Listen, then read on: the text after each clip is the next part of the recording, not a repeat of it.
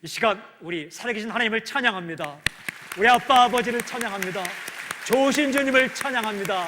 할렐루야. 아멘. 여러분 행복하십시오. 성령 충만하십시오. 아멘. 제가 고등학생들을 담당하고 있을 때입니다. 여고생이 저를 찾아왔습니다. 그리고 저에게 물었어요. 전도사님, 왜? 저 질문이 있어요. 고등학생들이 질문을 할 때는 굉장히 어려운 질문을 합니다. 우리 어르신들은 뻔한 질문을 하시지만 아이들은 정말 신학적인 질문을 합니다. 무슨 질문인데, 그 학생이 저에게 물었어요. 전도사님, 저 구원받은 건 맞아요? 왜? 무슨 얘긴데? 그가 이야기하는 즉슨, 전도사님, 저 요즘도 죄를 지었어요. 안 지으려고 했는데 죄를 지었어요. 그가 말하는 죄는 그렇게 큰 죄는 아닙니다. 거짓말을 시키고 친구를 미워하고. 전도사님, 제가 예수님 믿으면 죄를 지으면 안 되잖아요. 근데 죄를 지었어요. 저 구원받은 거 맞아요? 그래서 질문하는 게, 전도사님, 저 천국 갈 수 있어요? 이렇게 질문하는 거예요. 제가 그 친구를 이렇게 뚫어지게 바라보다가 어떻게 대답을 해야 되나, 그러다가 잠깐 기도한 후에 성령님의 인도함을 따라 이렇게 대답을 했어요. 참 예쁘다. 네 마음이 참 예쁘다.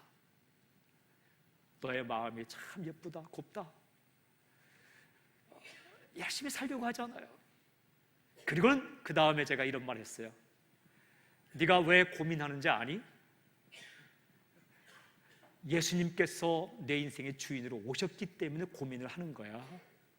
만약에 예수님이 너의 인생의 주인으로 오지 않았으면 너는 고민 없이 죄를 지을 거야. 옛날 살던 방식대로 살 거야. 그러나 예수님께서 오셔서 죄를 짓고 싶지 않은 마음을 주었고 착하게 살고 싶은 마음을 주셨기 때문에 고민을 하는 거야.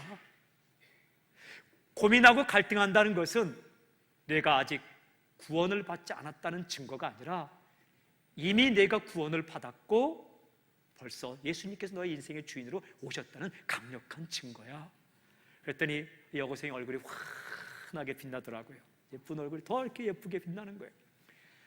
그걸로 끝나지 않고 제가 이렇게 말했어요. 그래도 늘 기도하고 말씀 듣고 정직하게 성결하게 깨끗하게 살도록 해. 주님이 그걸 기뻐해. 그리고 기도를 해 주었어요. 그 학생은 고등부 가운데서 정말 타의 추종을 불허하듯이 성실한 학생이었습니다. 기도 열심히 하고 말씀 열심히 읽고 공부도 정말 잘하고 아주 성실한 학생이었어요. 그런데 참 신기하죠?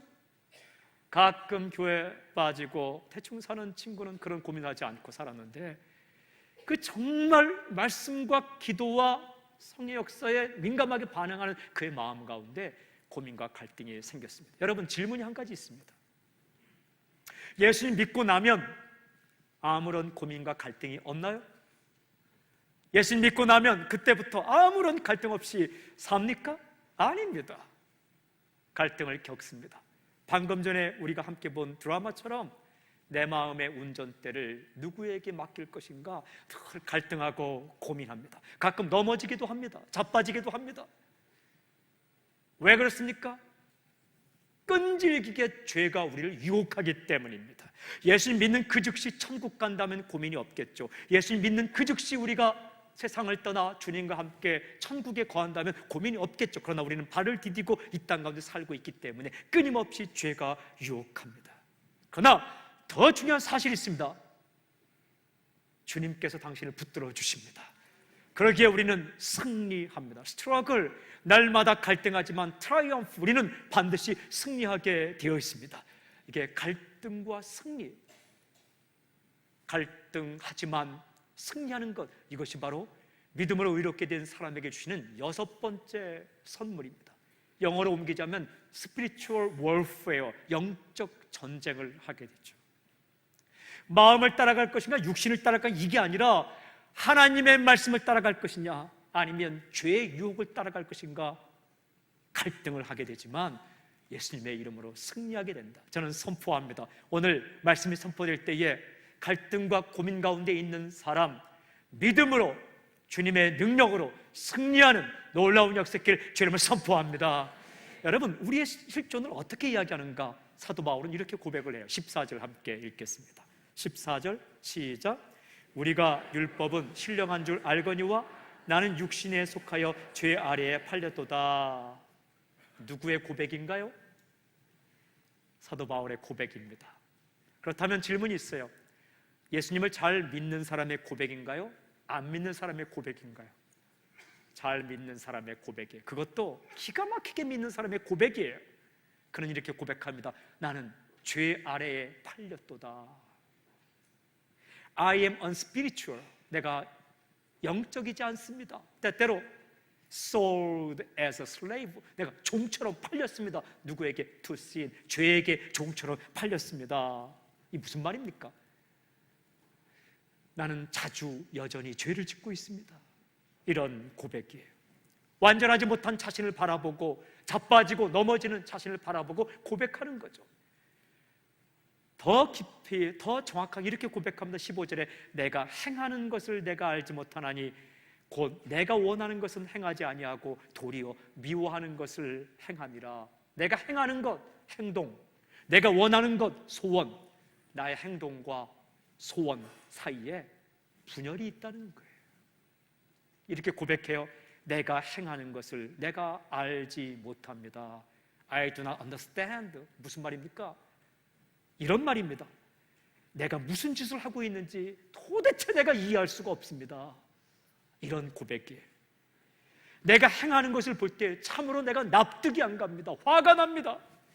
예수님 믿는다고 하지만 내가 어떨 때 보면 내가 나를 볼 때에 화가 날 정도입니다. 낙심이 됩니다. 받아들이기 힘듭니다. 아니, 내가 이런 짓을 하다니.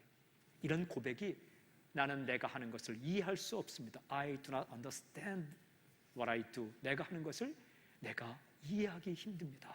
이런 실존적인 고백입니다.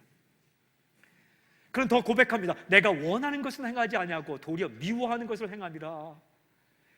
내가 정말 하고 싶은 것, 누가 준 마음에 하나님이 주신 마음, 성령이 주신 마음, 그것을 하길 원하는데 실제 행하는 것을 무엇을 행하는가? 내가 미워하는 것, 싫어하는 것, what I hate. 내가 미워하는 것만 꼭 골라서 하고 있는 내 모습. 여러분, 내가 미워하는 것이 뭐예요? 그게 죄입니다. sin, 죄. 하나님의 말씀대로 살면 좋은데, 하나님께서 원하시는 대로 살면 좋은데 너무나 자주 내가 죄의 유혹에 빠져서 내가 싫어하고 미워하고 증오하고 해놓고는 내가 이 짓을 하다니 그렇게 여기는 것을 내가 행하고 맙니다 라고 고백을 해요. 여러분, 이 고백을 다음 16절부터 23절까지는 더 자세히 풀고 있어요. 16절부터 18절 함께 읽어볼까요? 시작. 만일 내가 원하지 아니하는 그것을 행하면 내가 이로써 율법이 선한 것을 시인하노니 이제는 그것을 행하는 자가 내가 아니요 내 속에 거하는 죄니라. 내 속 곧 내 육신에 선한 것이 거하지 아니하는 줄을 아노니 원함은 내게 있으나 선을 행하는 것은 없노라. 말씀은 선한데 나는 엉뚱하게 행동하고 있다는 거예요. 여러분, 질문이 한 가지 있어요. 예수님 믿기 전과 예수님 믿은 후에 큰 차이점이 뭡니까?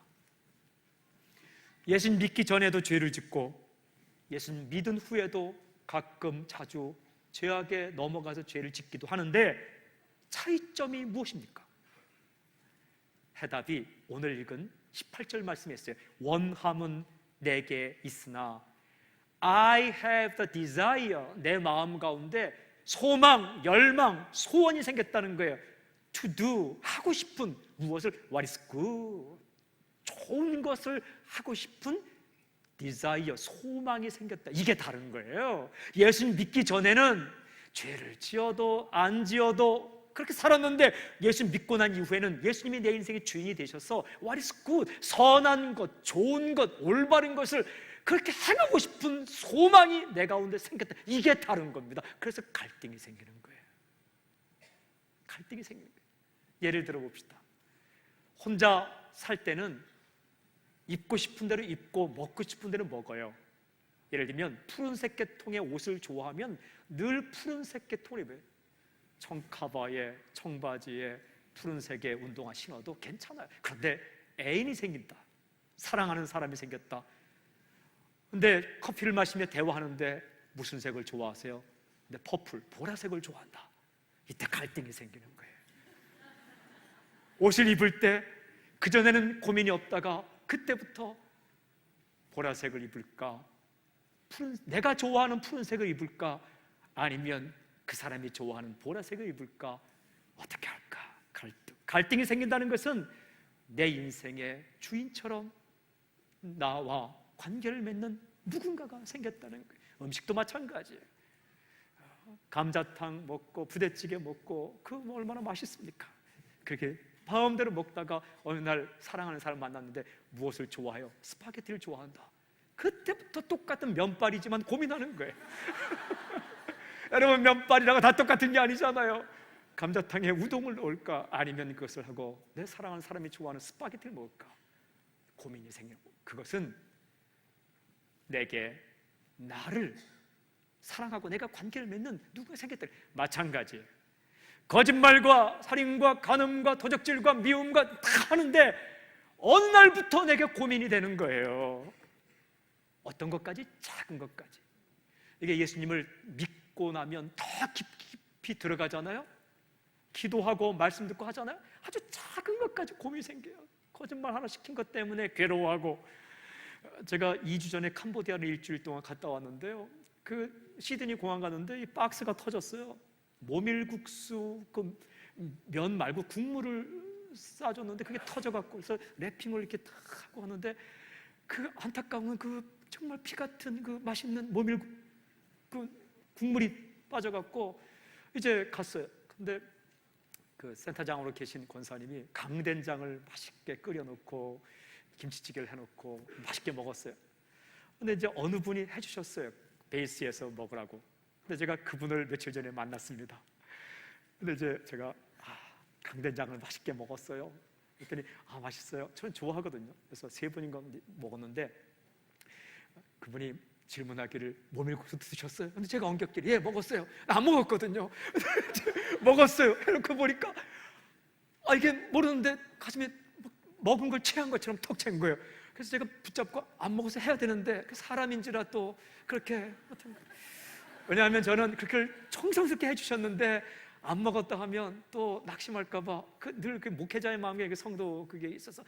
근데 이제 말씀을 준비하는데 집에 간대. 그것도 모밀 생각을 하고 이게 원치 않든 이게 안 먹었는데 먹었다고 한 거 아니에요. 그래서 오늘 1부 예배 때 고백을 했어요.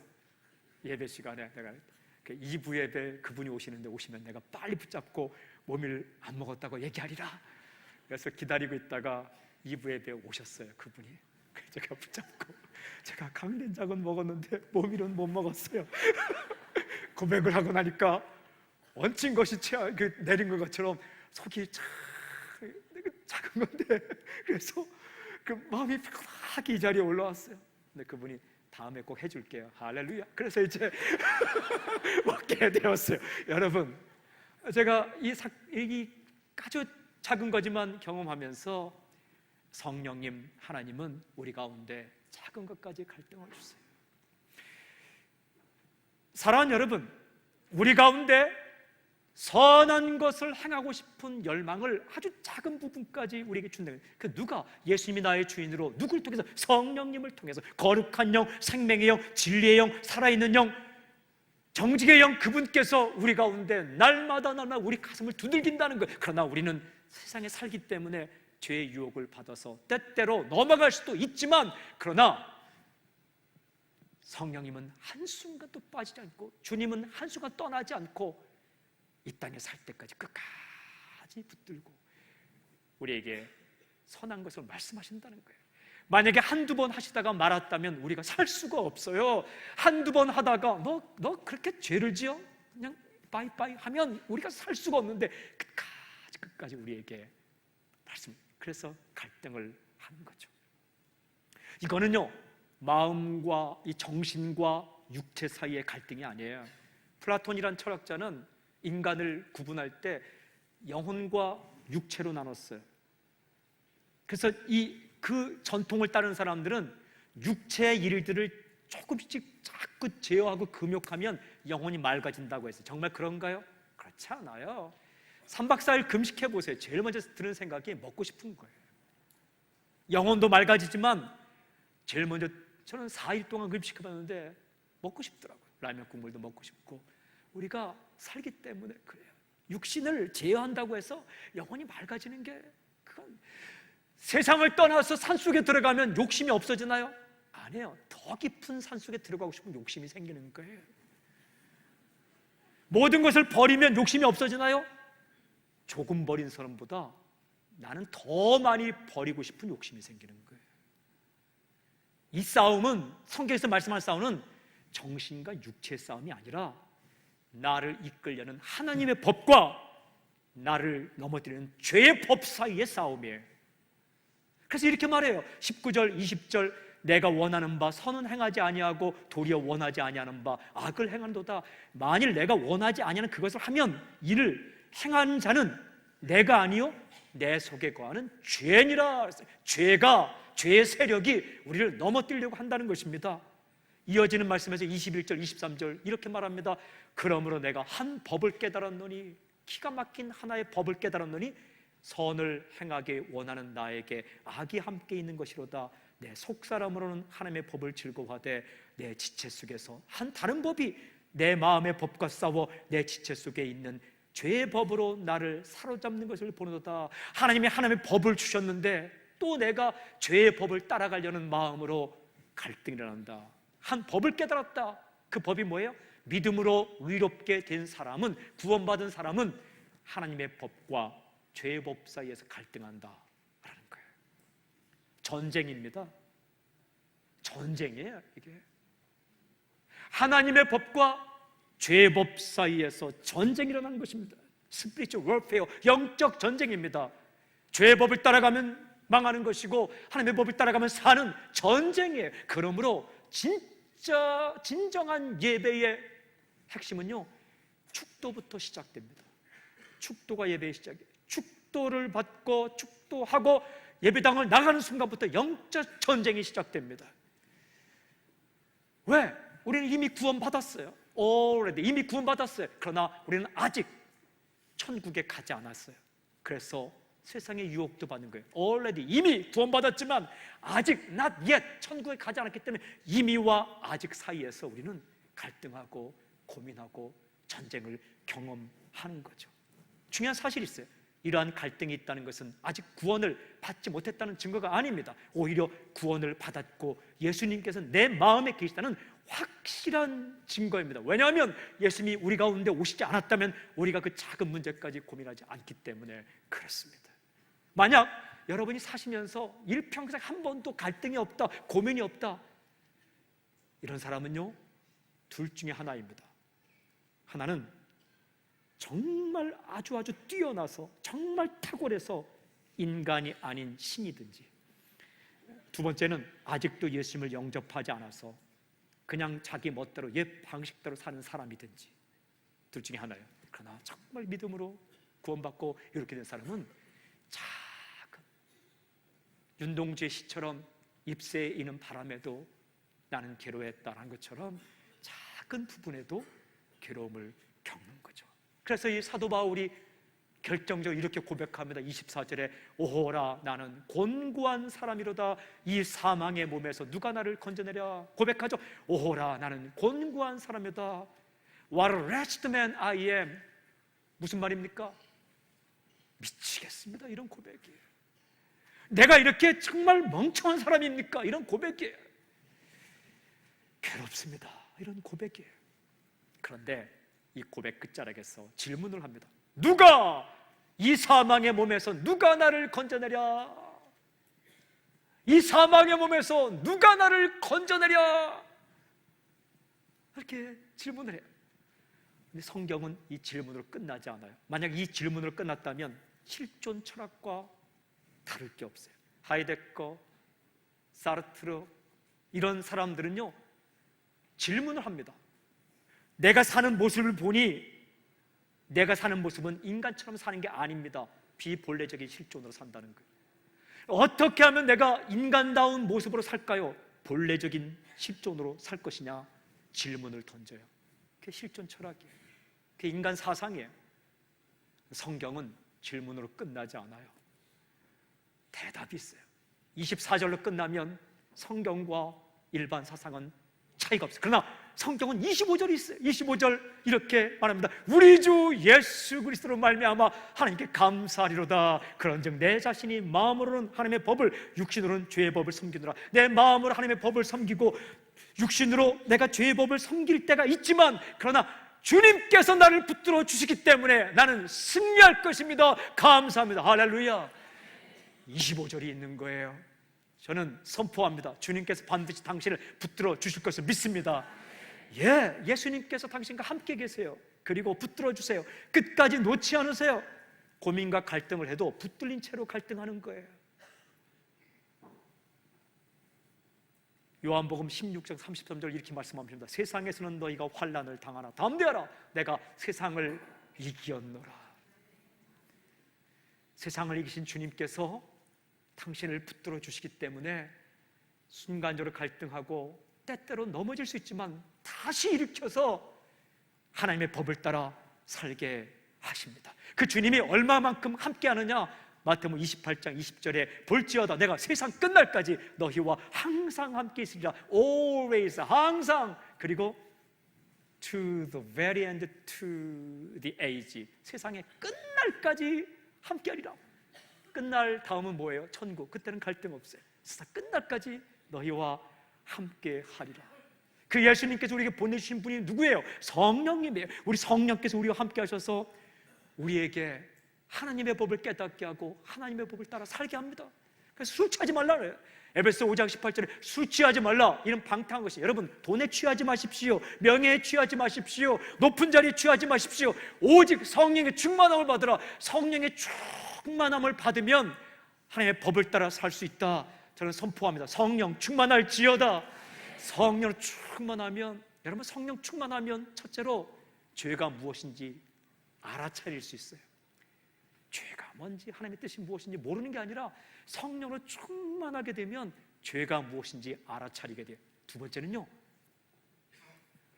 성령 충만하면 내가 내 뜻대로 이기심으로 선택해서 얻는 것보다 하나님의 뜻대로 나아갔을 때 얻는 것이 훨씬 크고 아름답다는 것을 보게 해주세요. 이걸 봐야 돼요.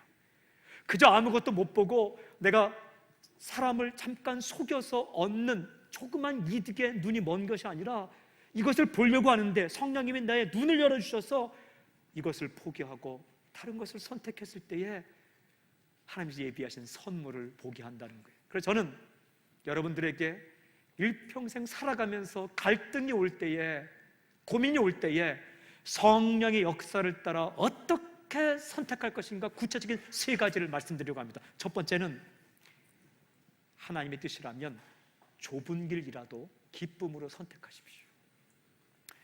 두 가지 장에 두 가지가 우리를 마음을 끌려고 할 때, 그때는요 높아지는 길을 선택하지 말고 낮아지는 길을 선택하십시오. 정말 하나님께 인정받기를 원하는 사람은 높은 자리에 안 올라갑니다. 낮은 자리로 내려갑니다.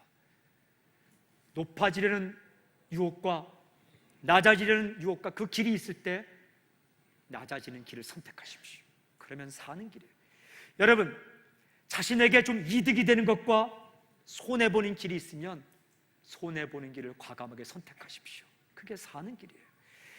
눈에 보이는 것이 있고 눈에 보이지 않지만 주님께서 내가 비전과 꿈으로 주신 게 있다면 눈에 보이지 않지만 싫지 않은 것을 선택하십시오.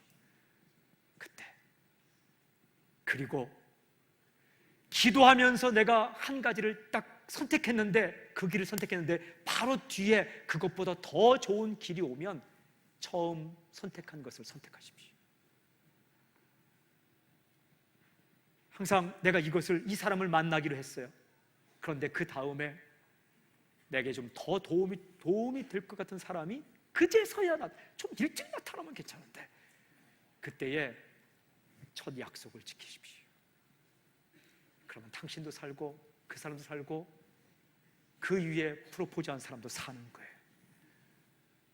손해보는 길, 좁은 길, 낮아지는 길, 어려운 길을 선택하십시오.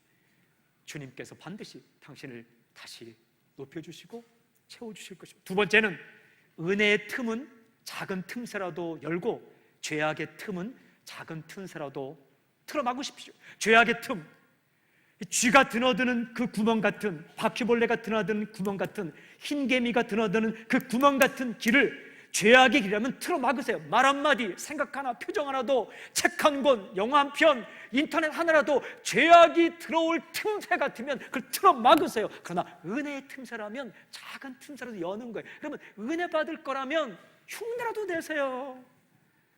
남이 손 들면 나도 손 들어버리는 거예요. 남이 성경 열심히 읽으면 성경 읽는 흉내라도 내세요. 그러다 읽는 거예요.